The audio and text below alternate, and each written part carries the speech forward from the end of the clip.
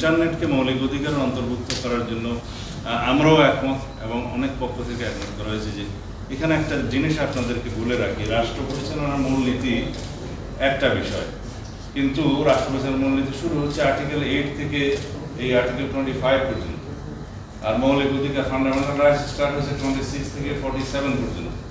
এবং এই মৌলিক অধিকারের মধ্যে যে সমস্ত বিষয় উল্লেখ থাকে এটা কিন্তু এনশিওর করতে হয় রাষ্ট্রকে। Civil and political right must be ensured by the state, এটা হচ্ছে প্রিন্সিপাল। তো এইখানে মৌলিক অধিকারের ক্ষেত্র বেশি করে বাড়ানো মানে হচ্ছে রাষ্ট্রের এফিসিয়েন্সি এবং অর্থনৈতিক সক্ষমতার উপরে একটা নির্ভরশীলতা আসবে, কিন্তু রাষ্ট্রকে সেইটার গুড গভর্নেন্সের জন্য রাষ্ট্রের উপরে ছেড়ে দিতে হয়। সেই জন্য কিছু বিষয় থাকবে রাষ্ট্র পরিচালনার মূলনীতিতে, বাট এনফোর্সেবল করার জন্য সেটা থাকবে কিছু বিষয় মৌলিক অধিকারের অধ্যায়ে রাষ্ট্রকে যেখানে এনশিওর করতে হবে all civil and political rights. সেই জন্য আমরা বলছি এখানে অনেকগুলো জিনিস অন্তর্ভুক্ত না করে যে সমস্ত বিষয়গুলো রাষ্ট্র এনশিওর করতে পারবে রাষ্ট্রের সক্ষমতা অনুসারে সেগুলোকে আনাই হচ্ছে বাস্তবায়ন। সেই বিষয়ে ওনারা একমত হয়েছেন এবং সেটা ড্রাফট আকারে ওনারা আমাদেরকে দেবেন।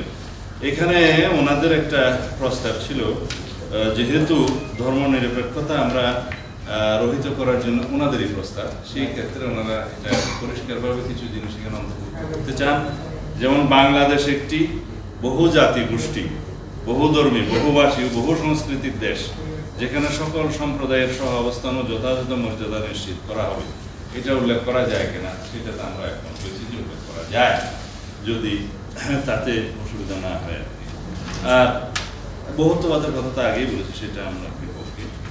এখন অন্যান্য বিষয় যেগুলো আপনারা জানতে চাইতে পারেন সেই বিষয়গুলো আমরা যেখানে এক জায়গায় এসেছি, যেমন মৌলিক অধিকার এবং স্বাধীনতা নামে যে চ্যাপ্টারটা ওনারা ইনক্লুড করতে চেয়েছিলেন, আমরা আমাদের প্রস্তাবে বলেছি যে মৌলিক অধিকার শুরু হচ্ছে 26 অনুচ্ছেদ থেকে শুরু করে 47 অনুচ্ছেদ পর্যন্ত আর কি। সেই অনুচ্ছেদগুলোতে যে সমস্ত জায়গায় সংশোধনী এবং সংযোজন প্রয়োজন হয়, যে সমস্ত ক্ষেত্রে আমরা বিভিন্ন বিষয়ে একমত এবং নীতিগতভাবে একমত হচ্ছি, সেগুলো ইনক্লুশন করে ওনারা আমাদেরকে ড্রাফট আকারে দিলে সেটা আমরা দেখে আমাদের বিবেচনা করব। যেমন একটা বিষয় বলি,